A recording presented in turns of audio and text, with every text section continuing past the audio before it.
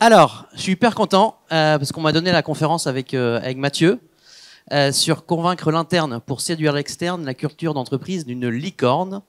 Donc du coup, Mathieu Birac, tu as travaillé pour la Société Générale, pour Rothschild. Et ensuite, tu as été DG d'une start-up.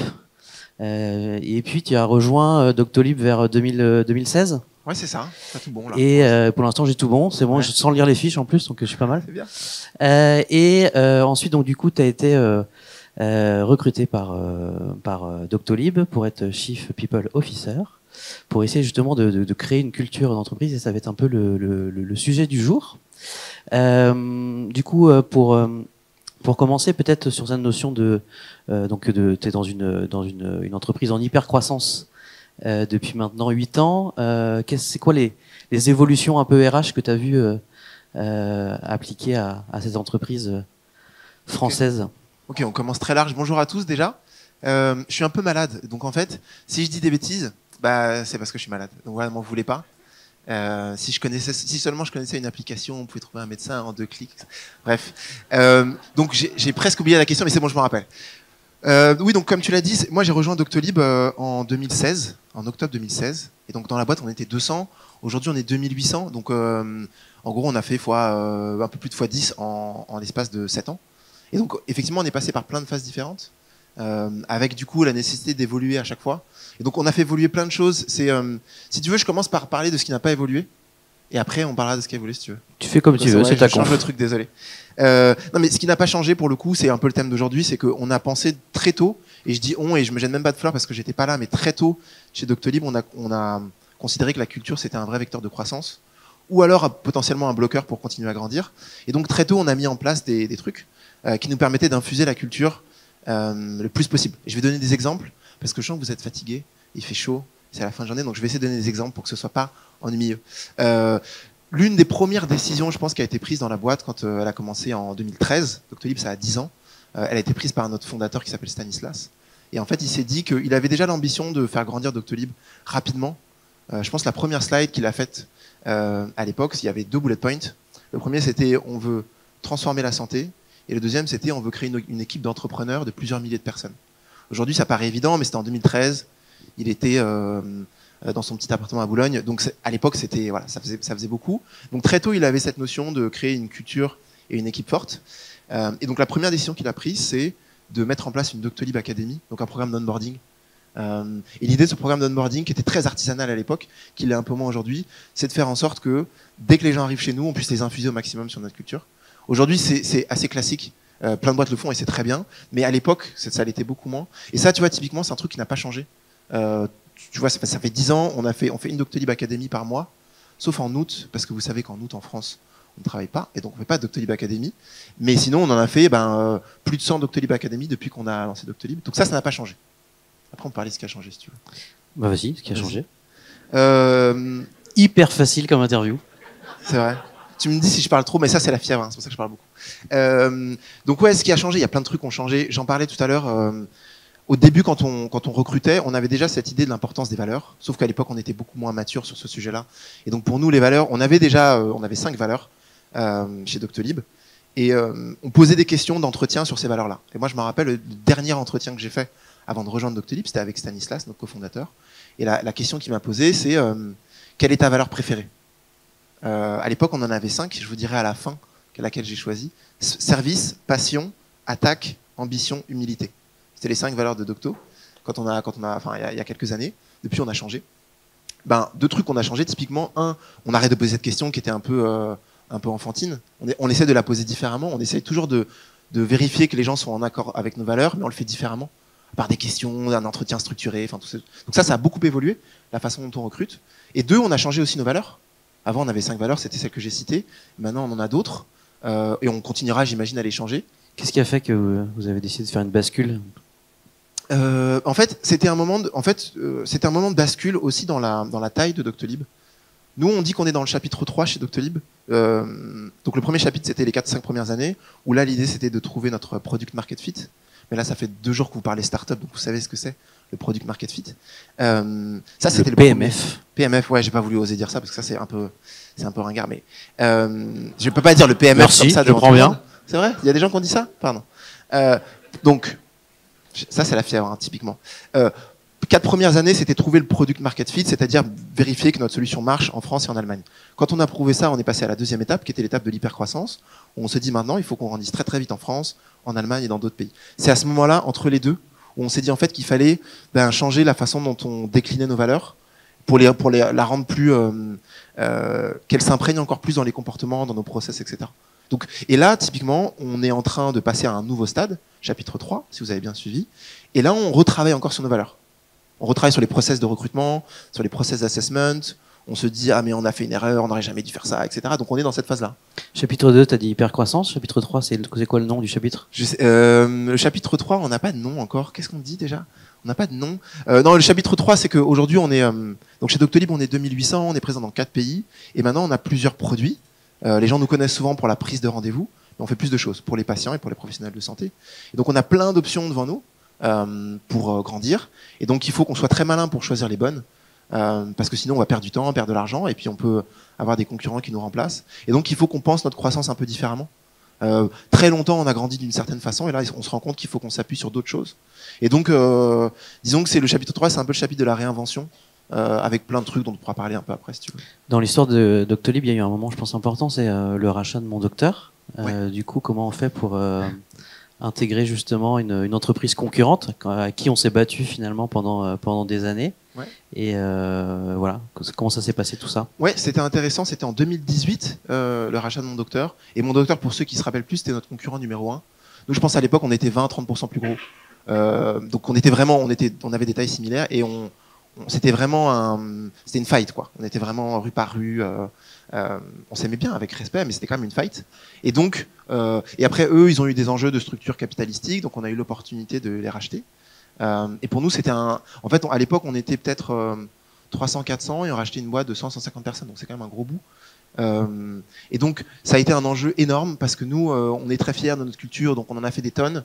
Et je pense que pour pas mal d'anciens Mon Docteur, on en a encore chez nous, des anciens Mon Docteur, ça a été assez difficile pour le coup. Et je pense qu'à l'époque, on n'a pas été très bon. On n'a pas été très empathique en fait à l'époque. On était un peu top down, on était très fiers de notre culture, de nos valeurs, de nos façons de faire. Donc en gros, quand ils sont arrivés, on les a tous mis dans un amphi un peu comme ça. Et on leur a dit, voilà, mais à partir de maintenant, c'est comme ça que vous allez travailler. Parce que nous, on sait, parce que c'est nous qui avons gagné. Donc on va vous expliquer. Et, là, et voilà. Tu le referais différemment là maintenant? Oui, depuis on a acheté d'autres boîtes. On essaie de faire mieux. On a toujours cette, c'est pas évident. On a acheté on a acheté 2 boîtes en Italie, 2 boîtes en France, une boîte aux Pays-Bas. À chaque fois, on essaye de faire mieux, mais on n'a pas trouvé la recette magique parce que ça peut parfois être un clash de culture pour le coup. Et donc, ce qu'on essaye de faire là, c'est d'être un peu plus dans l'écoute quand même. Donc, par exemple, on a acheté une boîte à Amsterdam début d'année dernière. Et donc, ce qu'on a fait, au début, on avait repris un peu la même erreur que ce qu'on avait fait, c'est-à-dire qu'on a dit bon. L'amphi et tout ça. Oui, voilà. Ouais. On s'est dit bon on leur fait une semaine de festivités. Ensuite, après, c'est parti. Et donc après on a dit bon voilà c'est parti les amis, donc toi tu bossais avec lui, tu vas bosser avec lui, tu le connais pas, il parle pas anglais, tu vas bosser avec lui quand même, etc. Je caricature parce que faut faire des blagues. Donc on a ça c'est un peu extrême mais on a fait un peu ça. On a été un peu et donc après on s'en est rendu compte, on a fait différemment, on a passé beaucoup plus de temps à les écouter. Donc moi par exemple il y a pas longtemps je suis allé avant l'été dernier, je suis allé aux Pays-Bas et en fait j'ai passé une journée entière juste à les écouter. Sans essayer de leur revendre, comme je fais aujourd'hui, notre culture, etc. Mais en étant vraiment dans une autre posture. Et je pense que ça a débloqué des trucs. Et notamment une question qu'ils m'ont posée, c'était, mais est-ce que nous, on a le droit d'avoir, nous on est aux Pays-Bas, on a une culture un peu différente. Est-ce qu'on a le droit d'avoir notre version de la culture Doctolib? Et ils pensaient que c'était pas possible. Et donc on en a pas mal discuté. Et en fait, oui, c'est possible. Et donc la question c'est comment on les aide et comment on arrive à construire ça ensemble. Mais c'est vraiment difficile d'acheter des boîtes et de merger comme ça des cultures. Déjà c'est difficile à la maille d'un individu quand on recrute. C'est difficile quand on recrute beaucoup de gens. Et quand on achète une boîte c'est difficile aussi. Du coup il y a un lien particulier entre Doctolib et Nantes. Parce que du coup, est-ce que tu peux nous expliquer pourquoi Nantes? En fait c'était en 2018, on avait déjà l'intuition qu'on allait grandir beaucoup.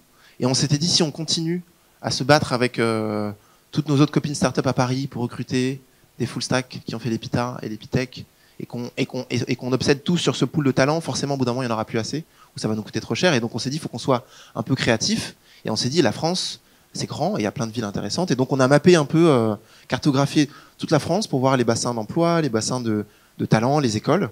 On a commencé avec plein de villes et puis après à la fin, on a choisi Nantes. Vous voulez savoir qui étaient les finalistes? C'était Lyon et Bordeaux. Et finaliste, c'était Lyon. Eh oui, Hachette.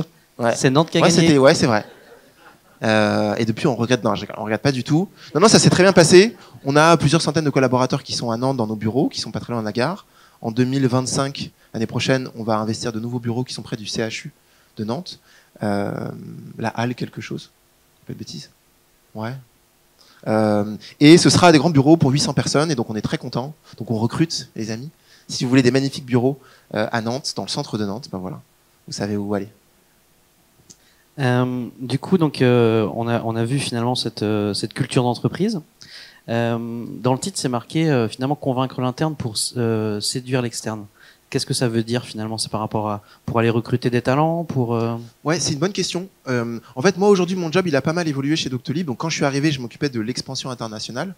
Donc, j'étais pas du tout sur un sujet RH. Et après, j'ai travaillé sur l'acquisition de mon docteur parce que j'avais fait de la finance avant.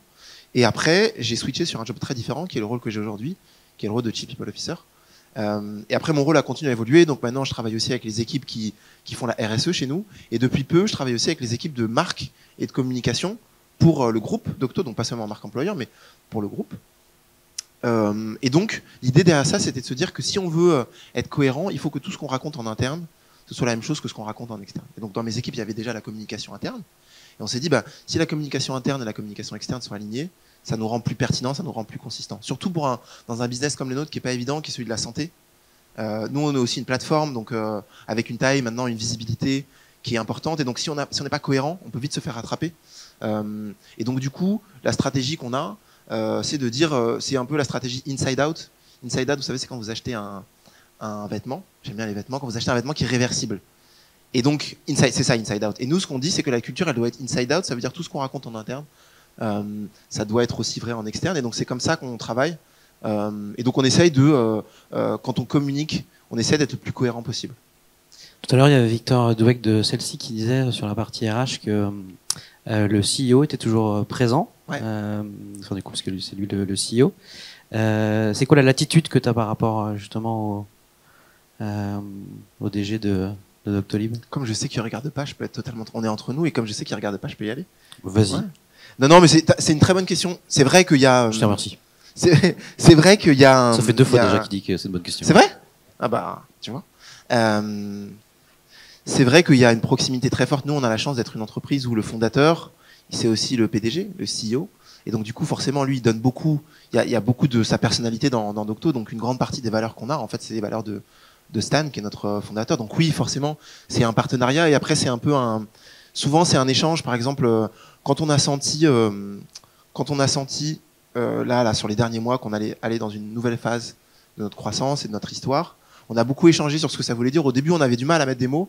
Et en fait, finalement, en échangeant, on a réussi à trouver on a réussi à trouver un objet qui était de dire, voilà, on a eu le premier chapitre, le deuxième chapitre, le troisième chapitre. Et donc, c'est beaucoup d'itérations. Je pense avoir pas mal de latitude parce que ça fait longtemps qu'on bosse ensemble.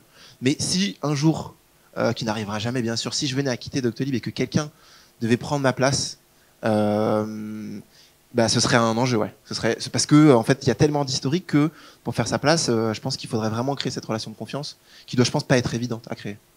Justement, sur ce chapitre 3 qui n'a toujours pas de nom, c'est quoi les enjeux RH, justement, de ce chapitre? Ouais, c'est une bonne question. En fait, donc, sur le chapitre, pardon, c'est parce que je réfléchis, en fait. C'est pour ça que je dis ça, parce que je réfléchis. Chapitre 2, c'était hypercroissance. Quand tu fais de l'hypercroissance, en fait, ça veut dire que tu dois aller très vite. Tout le monde doit aller très vite en même temps. Tu priorises très peu. Parce que tu te dis, en fait, tu mènes le premium à juste la vitesse. Et après, il y a des trucs qui vont marcher, des trucs qui vont pas marcher, mais le premium, c'est la vitesse. Et donc, quand tu fais ça, c'est comme quand tu cours très très vite. Je sais pas si ça fait probablement longtemps que vous n'avez pas couru très très vite, mais quand tu cours très vite ou quand tu roules très vite, parce que je passe mon permis ces temps-ci, donc je peux utiliser ça. Quand tu roules très vite, ou dans mon cas doucement parce que je suis pas encore, ton champ de vision se réduit parce que tu es concentré sur exactement ce qu'il y a devant toi. Et ben quand tu fais de l'hypercroissance, c'est un peu ça. T'as plein d'équipes qui bossent du coup, qui regardent devant, qui regardent pas à côté. Du coup, ça crée des silos. Et du coup, ça crée plein de comportements qui sont pas ce que tu as envie de voir. Par exemple, nous, il y avait tellement de projets en même temps qu'on a mis beaucoup de process pour gérer tous ces process-là. C'était notre façon de grandir. Et ça nous a servi, parce qu'on est arrivé là où on est arrivé. Mais là, on se rend compte que dans cette phase d'après, il faut qu'on en ait moins. Il faut que les gens soient moins concentrés sur les process, la gouvernance, et plus sur l'impact client. Et du coup, ça nous amène à prendre des décisions. On a pris une décision il n'y a pas longtemps. On s'est dit que chez Doctolib, il y a la grande majorité des employés qui ont un bonus qui est trimestriel. Et dans ce bonus-là, il y a une partie qui est liée aux résultats financiers, donc le chiffre d'affaires. Est-ce qu'on atteint ou pas le chiffre d'affaires de Docto? Une partie du bonus qui est liée à ça. Et ça fait 10 ans, je pense qu'on a ça. On l'a gardé pendant 10 ans. Et là, on s'est dit, typiquement, là, c'est un exemple de politique RH qu'on a changé. On s'est dit, comme on veut faire comprendre aux gens que le secret de notre croissance dans les prochaines années, ce sera, oui, plus de chiffre d'affaires, mais aussi plus de satisfaction de nos utilisateurs. On a mis aussi dans le bonus de tout le monde, y compris le mien, le NPS. C'est pas mal, ça. Le NPS, choisir son bonus. Oui. Oui, c'est vrai. Oui, comme ça, je peux pas me plaindre. J'ai personne à qui me plaindre. On a choisi de mettre le NPS. Donc, le NPS, c'est une mesure de la satisfaction des utilisateurs. On leur pose la question, est-ce que vous êtes satisfait de Doctolib? Une note 1 à 10, et en fonction de ce qu'ils répondent, on a un score. Et donc, on a décidé, donc c'est un gros move parce que c'est quand même 2800, 2500 personnes, mettons, qui chaque trimestre ont un bonus. Et il était calculé d'une certaine façon depuis 1 an, 2 ans, 3 ans, 10 ans. Et là, en fait, on a décidé de changer. Et le message fort, c'était, maintenant qu'on est dans le chapitre 3, la satisfaction de l'utilisateur est aussi importante que le revenu. Et donc ça, c'est un concept. On s'est dit, c'est très important, la satisfaction. Et on s'est dit, comment le rendre très concret? On s'est dit, ok, on va le mettre dans les bonus, comme ça peut être plus concret, quoi. Super intéressant. Dans la préparation, tu disais que finalement une entreprise, elle n'est pas parfaite, mais qu'elle peut avoir des convictions qui sont hyper fortes. C'est quoi ces convictions hyper fortes, et est-ce que tu peux illustrer justement? Ouais, je vais en utiliser une parce que ça a fait, il y a eu beaucoup de débats en interne sur le sujet. Donc pendant le Covid, on a fermé les bureaux, donc tout le monde était remote parce qu'on était obligé. Nous, avant, on avait une culture plutôt du présentiel parce que Docto, ça s'est construit.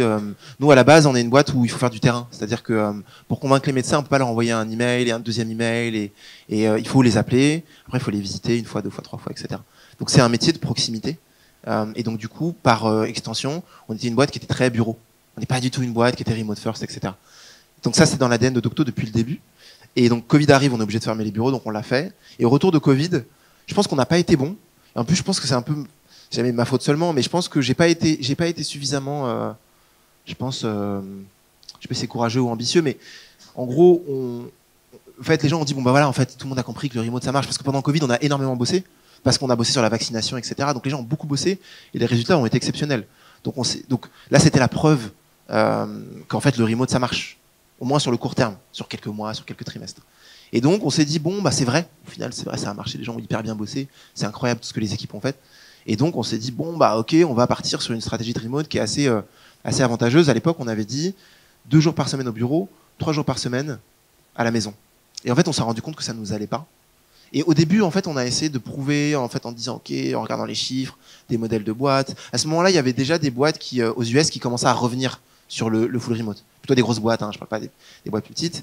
Et donc nous on s'est dit voilà, regardez Disney, le patron de Disney il a dit ça, Elon Musk il a dit fuck you, revenez au bureau. Donc on se dit ils ont raison. Mais en fait si tu fais ça, il y a plein d'autres contre-exemples, il y a plein d'autres boîtes qui sont exceptionnelles, qui bossent en remote ou en full remote et donc on s'est dit c'est pas là-dessus qu'il faut qu'on se concentre, c'est sur la conviction. Et donc en fait on a dit désolé mais en fait on va changer.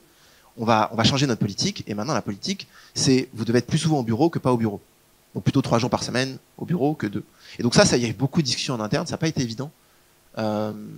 Mais on a tenu bon, entre guillemets. Après, c'était pas à la révolution non plus, mais il y a eu beaucoup de discussions. Et en fait, on a tenu bon parce qu'on s'est dit c'est une histoire de conviction, en fait. Et donc, à la fin, on considère que Docto, pour bien fonctionner sur le long terme, il faut que les gens soient plus souvent au bureau que pas assez. Et donc, on va prendre cette décision. Du coup, c'est des questions qu'on pose pas beaucoup, je pense, aux startups. Mais du coup, dans les grands groupes, souvent, les DG parlent ou les RH des relations un peu avec les partenaires sociaux, avec les syndicats, tout ça. Comment ça se passe chez vous? Ça se passe très bien. Ça se passe très bien. Non, ouais. on a un CSE. Non, ça se passe très bien. C'est pas filmé, t'inquiète, tu peux y aller. Mais il y a peut-être des gens du CSE qui sont là, tu sais pas. C'est vrai. Non, mais ça se passe très bien. On a la chance d'avoir, comme on est nombreux, on a un CSE qui est assez nombreux. Je crois que c'est plus d'une 20aine de personnes pour les titulaires et en plus le double après pour les suppléants. Donc c'est un gros ensemble. Nous, je trouve que pendant très longtemps, depuis le début, on a eu cette logique de dialogue où pendant très longtemps on organise, on le fait encore d'ailleurs, des all-hands tous les mois. On est assez transparent sur les chiffres, sur la stratégie. On fait des open talks, c'est-à-dire des sessions de Ask Me Anything où en fait on est un peu comme ça et les gens peuvent poser n'importe quelle question. même pourquoi vous avez pris cette très mauvaise décision sur le remote. On a eu la question 15 fois en open talk. Après, on répondait plus parce qu'on en avait marre, mais on a répondu suffisamment. Donc, je pense que ça s'ajoute aux plein de trucs qu'on avait mis en place pour écouter les collaborateurs et co-construire des trucs avec eux. Ça s'ajoute et ça se passe plutôt bien pour le coup. Je pense qu'ils nous challenge, c'est un peu des friendly challengers, quoi. Ils nous challenge sur des trucs et je pense que ça nous fait grandir aussi. Et je pense qu'on se fait confiance. Donc, la plupart du temps, nous, on en tire de la valeur et on essaie d'être ultra transparent avec eux. Je sais pas s'ils diraient exactement pareil que moi, mais en tout cas, c'est ce qu'on essaie de faire. Justement, si on continue à filer sur la partie un peu conviction forte, est-ce qu'il y a des choix qui ont été hyper difficiles à faire? Donc à la partie remote, on a un peu parlé, mais est-ce que d'autres? Il y a des choix qui ont été difficiles matériellement à faire et à mettre en place. On s'était dit, donc ça c'est pareil, c'est comment tu fais en sorte que tes valeurs, elles soient vraiment incarnées en interne, et tellement incarnées en interne que ça puisse résonner en interne et que ce soit en accord avec ton image. Nous, Doctolib, depuis très longtemps, on s'est construit aussi sur la personnalité de Stan, qui est notre fondateur, qui est un entrepreneur. Je sais pas si vous l'avez déjà vu probablement non. Mais si vous l'avez vu à la télé, c'est quelqu'un qui a un parcours assez inspirant pour plein de raisons. Il n'est pas là, donc je vais pas donner son parcours, mais il a un parcours inspirant et il symbolise une forme d'entrepreneuriat. Et donc pour nous, c'est important si Stan va sur le plateau et dit, moi, je suis un entrepreneur. Dans toute ma vie, j'ai été un entrepreneur. Avant, il était très fort au tennis pendant très longtemps. Il était parmi les meilleurs mondiaux. Et puis après, il s'est fait mal, donc il a dû arrêter. Et donc, c'est vraiment ce truc de, voilà, pendant très longtemps, ça l'a habité. Il a transmis ça à Docto. Et quand il va sur des plateaux télé, il le raconte. Donc on s'est dit, s'il le raconte sur des plateaux télé, il faut que dans la boîte ce soit vrai. Et pendant longtemps, on se disait, ok, on dit qu'on veut tous être des entrepreneurs, mais maintenant en fait on est 1000, on est 1500. Donc en vrai, comment on peut être comment on peut avoir une boîte de 1500 entrepreneurs? C'est pas évident. Et donc on s'est dit, si on veut vraiment que tout le monde se comporte comme des CEO, comme des owners de la boîte, il faut qu'ils soient vraiment owners de la boîte. Donc il faut qu'ils soient tous actionnaires de la boîte. Et donc du coup, c'était en 2019, fin 2019, on a pris la décision de faire en sorte que 100% de nos salariés deviennent actionnaires de Docto. Ça nous a coûté parce que ça coûte cher en termes de partage de valeur. Et c'est ultra compliqué à faire aussi parce que nous, on n'est pas une boîte cotée. Donc c'est assez compliqué. En fait, c'est des BSPCE, mais il faut donner des BSPCE à 2800 personnes et des stock options pour des gens qui sont aux Pays-Bas, en Italie, en Allemagne. Donc c'est très, très, très compliqué à mettre en place. Parfois, on se dit, est-ce que les gens comprennent ce que c'est? Est-ce qu'ils se rendent compte que potentiellement, si Docto c'est un vrai succès, ça peut changer leur vie? On ne sait pas parce que c'est un mécanisme un peu compliqué, les BSPCE. Donc bref, ça a été, on y a passé beaucoup de temps. On aurait pu garder cet argent pour les investisseurs ou pour les gens qui étaient actionnaires.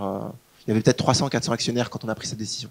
On était 1500 dans la boîte, il y avait 300 actionnaires et on s'est dit, ok, on va mettre tout le monde actionnaire. Donc les 300 personnes se sont fait diluer d'un coup. Et on se dit, en fait, ça vaut largement la peine de faire ça. Donc on n'a même pas essayé de faire des calculs, de dire oui, corrélation. Hein, on s'est dit, ok, comme c'est dans nos valeurs, comme c'est fort et c'est un alignement entre ce qu'on raconte, on va le faire.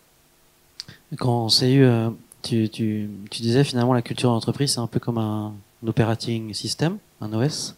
Qu'est-ce qu'il y a derrière ça?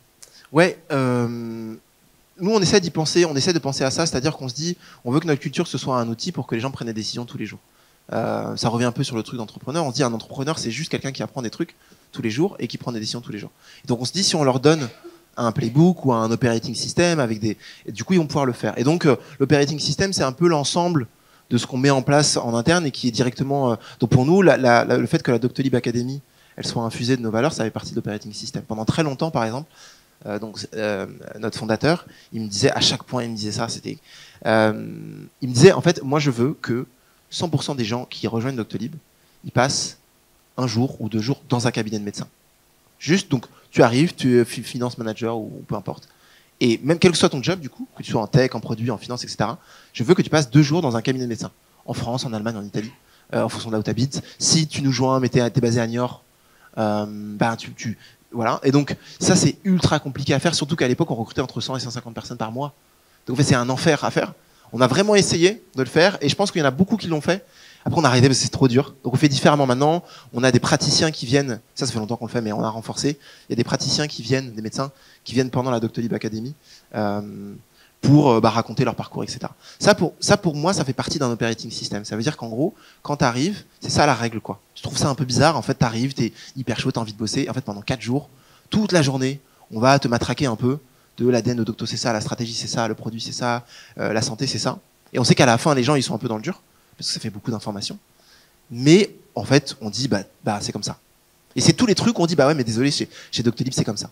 C'est un peu ça notre comment on transforme notre culture en un operating system. Tu as parlé tout à l'heure d'onboarding. Est-ce qu'il y a un process spécifique pour le l'offboarding? Oui, oui, oui, oui.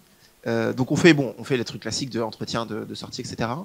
Nous, on récupère la donnée, c'est assez important pour nous. On récupère en fait donc on fait les entretiens de sortie et déjà quand c'est des gens qui sont dans la leadership team, des gens qui sont un peu seniors, c'est moi qui les fais. Et après, en fonction, après ça peut être d'autres gens de mon équipe, et quand c'est des gens qui sont vraiment seniors, c'est moi qui l'a fait. Parce que je trouve que c'est toujours intéressant. On capture l'information et après on est capable de dire, bah voilà, chez Doctolib, il y a 25% des gens qui sont partis parce qu'ils considéraient qu'ils n'avaient pas assez d'opportunités de se développer. Ça, c'est le vrai chiffre. Ça, c'est la cause principale. Ouais, c'est la cause principale, à égalité avec le salaire. Mais en fait, le salaire, c'est un peu biaisé parce que les gens, il y a toujours une histoire de salaire. Et en plus, quand ils n'ont pas envie de dire la vérité, ils disent salaire. Donc du coup, voilà. Après, on rentre dans le détail, etc. Ça, c'est un truc qu'on fait. Et le deuxième truc qu'on fait, c'est qu'on a un club d'alumni aussi. Et c'est intéressant parce que du coup, ils continuent à se voir. Il y en a certains qui reviennent. Et puis c'est quoi ça, j'ai pas bien un club d'alumni, pardon, ouais. c'est les anciens Doctolibers. Et donc en fait, c'est comme une asso. Je crois qu'ils ont fait une asso. C'est pas géré par nous pour le coup. C'est géré par des anciens. Il y a un bureau, un truc comme ça. Et donc ils font des événements, ils font des trucs, ils font des taux pour les gens des anciens Doctolibers qui montent des startups. Donc on a ce réseau-là. Nous, on essaie de les aider autant qu'on peut. Donc voilà, c'est un peu la chaîne. Mais pour être honnête, on investit beaucoup moins sur notre offboarding que sur notre onboarding, parce que on priorise quoi. Ok.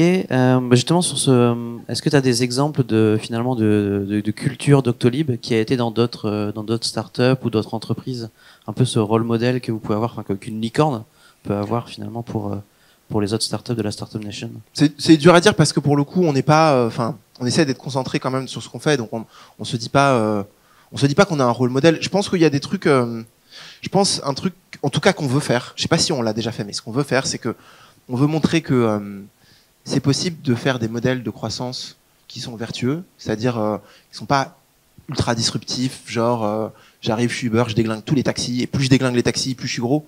Nous, c'est pas du tout notre approche. Nous, en fait, mieux les médecins traitent leurs patients, plus on gagne d'argent. Donc on est vraiment aligné en fait. On essaie d'aligner les intérêts. Et donc on se dit que si il y a de plus en plus de startups qui arrivent à le faire et à en être fiers, et avoir justement cette logique de communication interne-externe, ça c'est bien. Et il y en a plein, il y avait Back Market qui était là, il y en a plein maintenant. Phoenix, il y en a plein, je peux me battre Vercor, maintenant il y en a plein. Et je trouve que ça, si ce modèle-là, en fait, c'est le mode qui succède un peu au truc qu'on a eu à un moment qui était levée de fonds à tout prix et la première boîte qui fait 1 milliard, les Centaures, les machins. Je trouve que si la prochaine étape, c'est des boîtes qui sont vertueuses pour leur écosystème et que nous, on peut s'inscrire là-dedans et essayer avec d'autres, d'amener le plus de talents possible vers là, c'est bien. Nous, quand on essaye je donne un exemple, on essaye de recruter pour les sujets d'intelligence artificielle. S'il y a des gens qui sont, voilà, ils peuvent me contacter. Des vrais gens qui sont forts, pas des gens qui font des trucs. Mathieu@doctolib.fr. J'ai même pas cette adresse. C'est vrai. Non, faut dire mon prénom et mon nom. T'es DRH, tu peux pas choisir ton adresse. adresse. Demander. J'ai peur de la voler à quel bref. Donc, sur l'intelligence artificielle, on se dit que il faut qu'on arrive à trouver un positionnement qui fait que même si on n'est pas capable de payer autant que les gens qui sont chez Facebook à Paris ou qui sont chez Google à Paris ou à Zurich, etc., on n'arrivera de toute façon pas à les payer autant. Un de nos critères de succès, si on arrive à vraiment faire ce truc là qui est à l'écran, de dire en fait on est vraiment une boîte incarnée et du coup on devient encore plus attractif, c'est à quel point on va être capable de débaucher des gens qui sont extrêmement forts dans ce qu'ils font, qui sont dans des boîtes où ils sont payés x10, mais qui se disent en fait si je vais chez Doctolib ou chez Back Market ou chez Electra ou chez Vercor, en fait ce que je vais faire quand même c'est plus aligné avec j'ai rien contre les gens qui sont chez Google et Facebook, bien sûr, mais c'est peut-être plus aligné avec un truc long terme, un truc positif. Ça, pour le coup, ce serait un exemple du fait on pourrait se dire, ok, là, ça veut dire qu'on a un peu gagné. Question piège pour terminer. Attention. Non, je déconne. Quel conseil tu donnerais à un entrepreneur? C'est quoi Ça, c'est très dur, mais déjà, non, je vais pas faire cette digression parce qu'on n'a pas le temps. Il reste 40 secondes. Ouais, 40 secondes. Non, le conseil que je donnerais, parce qu'on va rester sur le thème du coup, c'est que souvent je parle à des entrepreneurs qui se posent la question de la culture et qui se disent est-ce que c'est pas trop tôt pour moi de faire une culture parce que c'est compliqué, j'ai lu tel livre, j'ai lu tel truc, j'ai lu le post du fondateur d'Alan, ça a l'air ultra bien ce qu'ils ont fait, mais c'est ultra compliqué, j'arriverai jamais à le faire et tout. En fait, déjà, il faut se méfier de ce qu'on dit parce que ce qu'on dit, c'est bien sûr c'est ce qu'on affiche. Et ensuite, il faut commencer très simple. À la base, la culture d'une boîte, ça peut être des trucs très très simples. Quel que soit le business, il y a toujours... En fait, le fondateur, c'est ça que je trouve impressionnant avec les fondateurs, c'est qu'il y a toujours une force qui fait qu'ils ont décidé d'avoir une situation qui est pas du tout confortable pour créer un truc qui n'existe pas. Passer de 0 à 1. C'est le thème de la truc, non? Et on finira là-dessus. Et donc du coup, je leur dis, piochez là-dedans et vous allez trouver les éléments pour construire une culture forte. Voilà. Il est bon, hein? Allez, merci beaucoup Mathieu, on peut l'applaudir.